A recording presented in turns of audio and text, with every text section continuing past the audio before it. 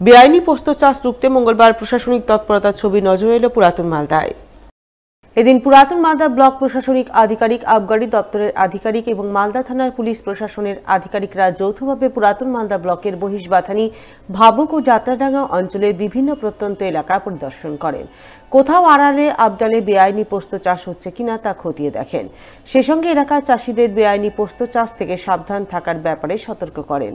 কোথাও বেআইনি পোস্ত চাষ দেখলে তৎক্ষণাৎ প্রশাসনকে খবর দেওয়ার ব্যাপারে তাদের সচেতন করেন।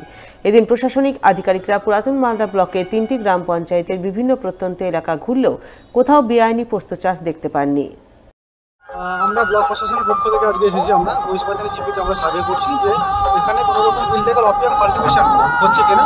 তো আমরা সার্ভে করে দেখতে পাচ্ছি এবং লোকাল ফার্মারদের সঙ্গে কথা বলে জানতে পারলাম যে এখানে পপি কাল্টিভেশন হয় না এবং আগামী দিনেও গত বছরগুলো তো হয়নি, তা জানালো না।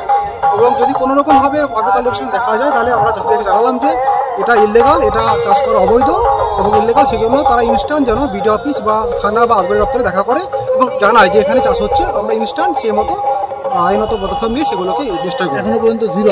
হ্যাঁ, এখনো পর্যন্ত আমাদের সার্ভে করে দেখতে পাচ্ছি কোনো পপি কাল্টিভেশন আমরা পাচ্ছি না। উদ্দেশ্যটা আপনারা জানেন যে ইললিগাল অপিয়াম পপি এটা খুবই মানে নেশা জাতীয় দ্রব্য, এটা তো আমাদের ইললিগাল আমাদের দেশে। তো এটা চাষটা যাতে না হয় তার জন্য এটা ডিস্ট্রয় এবং একটা অ্যাওয়ারনেস প্রোগ্রাম, এটা চাষিরা জানতে পারে যে একটা অ্যাক্টিভ প্রশাসন খুবই অ্যাক্টিভ এবং এই ধরনের চাষবাস যাতে না হয় সেজন্য চাষিদের মধ্যে একটা সচেতনতা তৈরি করার জন্য এই সার্ভেটা হচ্ছে। আজকে আমাদের পপি সার্ভের একটা প্রোগ্রাম, সেই প্রোগ্রামটা আমরা এক্সাইজ, সদর এক্সাইজ এবং ওল্ড মালদা থানা, বিডিও রিপ্রেজেন্টেটিভ সবাই মিলে আজকে আমরা পপি সার্ভেটা করতে এসেছি। কিন্তু এই ধরনের পপি চাষ হয় না।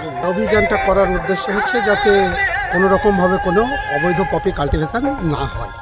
উত্তরবঙ্গ উন্নয়ন দপ্তরের অর্থানুকূল্যে এবার রাস্তার কাজের সূচনা হলো মালদার মোথাবাড়ি বিধানসভার গঙ্গাপ্রসাদ অঞ্চলের ক্ষুদিরাম থানা এলাকায়।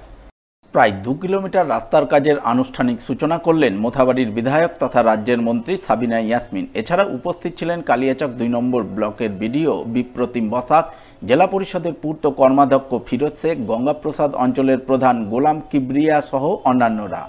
রাস্তার কাজের সূচনা প্রসঙ্গে মন্ত্রী সাবিনা ইয়াসমিন জানান, গঙ্গাপ্রসাদ অঞ্চলের এই রাস্তাটি দীর্ঘদিন ধরে বেহাল অবস্থায় পড়েছিল। তাই এই বেহাল রাস্তার হাল ফেরাতে তিনি উত্তরবঙ্গ উন্নয়ন দপ্তর থেকে 2,87,00,000 টাকা বরাদ্দে রাস্তার কাজ শুরু করলেন।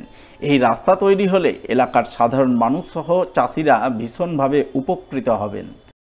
আজকে আমরা গঙ্গাপ্রসাদ অঞ্চলের অধীন ক্ষুদিরাম থান থেকে শুরু করে আমাদের সুইচ গেট পর্যন্ত সেখানকার রাস্তা প্রায় 2 কিলোমিটার 140 মিটার, সেই রাস্তার শুভ সূচনা করলাম এবং এর এস্টিমেট কস্ট হচ্ছে 2,87,00,000 টাকা।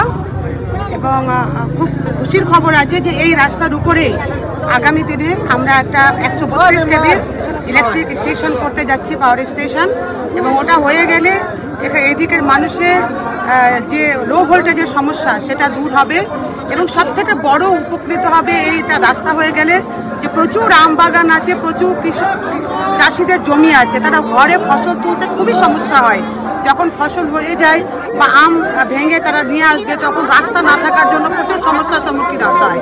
তো এই বিরাট একটা সমস্যার সমাধান হবে।